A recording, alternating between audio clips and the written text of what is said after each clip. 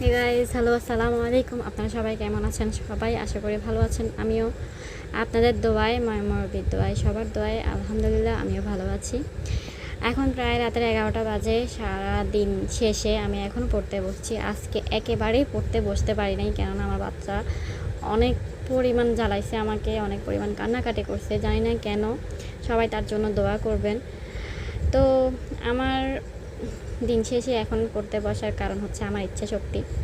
যদিও এই জিনিসটা আমার ছিল না আজীবনে। আমি লাস্ট বেঞ্চের একটা মানুষ ছিলাম বলতে গেলে। আমি ফার্স্ট বেঞ্চে বসতাম না বলা যায়।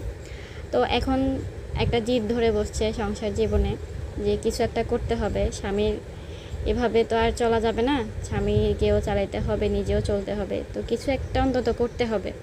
যার কারণে আজকে আমি এই জিদটা ধরছি। আজকে না, আমি আজকে কয়েকদিন ধরে, আপনারা দেখতেছেন আমি অনেক দিন ধরেই ভিডিও দিচ্ছি, আর পাশাপাশি আমি পড়াশোনাটাও কন্টিনিউ করতেছি। আমি চাই যে আমি একদিন সফল হই, এবং আপনারা আমার জন্য দোয়া করবেন। আমি তাদের জন্যও দোয়া করি যারা জিদ ধরে, যারা পড়াশোনা নিয়ে জিদ ধরে সামনে এগিয়ে যায় এবং সফলতা অর্জন করে নিয়ে আসে। একটা জিনিস কি, পড়াশোনা করতে কারোরই মন চায় না, কিন্তু সফলতায় সবাই চায়। এটা আজকের অনেক তরুণ এবং তরুণীদের সমস্যা। সফলতা চায়, কিন্তু সফলতার জন্য নিয়ম কিন্তু সফলতার জন্য যে নিয়মিত পরিশ্রম করতে হয়, ধৈর্য এবং আত্মনিয়োগ দরকার, সেই পথটুকু সবাই চলতে পারে না।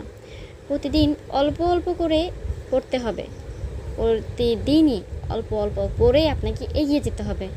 কারণ বড় অর্জন একদিনে হয় না, ছোট ছোট ধারাবাহিক এবং প্রচেষ্টার ফলেই একটা বড় অর্জন সম্ভব।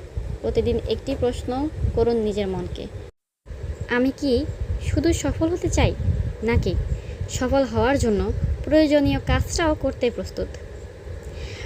বাস্তবকে বদলাতে হবে, পরের দিন না, আজ থেকেই শুরু করতে হবে।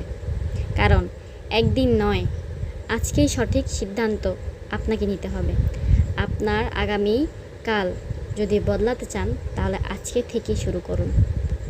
মনে রাখবেন, সফল মানুষেরা সবসময় অনুপ্রেরণার অপেক্ষা করে না, তারা কাজ শুরু করেন এবং সেই কাজে সাফল্য পাওয়ার পর তারা মানুষকে অনুপ্রেরিত করেন, আর তাদের কাজই তাদের অনুপ্রেরণা হয়ে ওঠে। তাই সবাই চেষ্টা করবেন পড়তে বসার। বিভিন্ন কাজ, বিভিন্ন বাহানা, আসলে এগুলো কিছুই না। মনের চেষ্টাটা হচ্ছে সবচাইতে বড়। কেননা আমাদের জীবনে, আমাদের মেয়েদের, বিশেষ করে মেয়েদের জীবনে বাধা আসবে। সংসার জীবনে সকল কাজের ফাঁকেও আপনাকে পড়তে হবে, সকল ব্যস্ততার মাঝেও আপনাকে বসতে হবে। 10 মিনিট বের করেন, 5 মিনিট বের করেন, আধা ঘন্টা বের করেন, দেখবেন এই 10 মিনিট, 5 মিনিট, আধা ঘন্টা আপনার একদিন একটা বড় অস্ত্র হয়ে দাঁড়াবে। আপনার সমস্ত কাজ আপনি এক সাইডে রাখতে না পারলেও এই 10-5 মিনিট আপনার জন্য যে তরোয়াল হয়ে দাঁড়াবে, সেই দিন সেই তরোয়াল আপনার হয়ে কথা বলবে। আপনি বুঝবেন যে হ্যাঁ, ওই যে 10 মিনিট, ওই যে 5 মিনিট, ওই যে আধা ঘন্টা, আজকে আমার তরোয়াল, আজকে আমার ঢাল।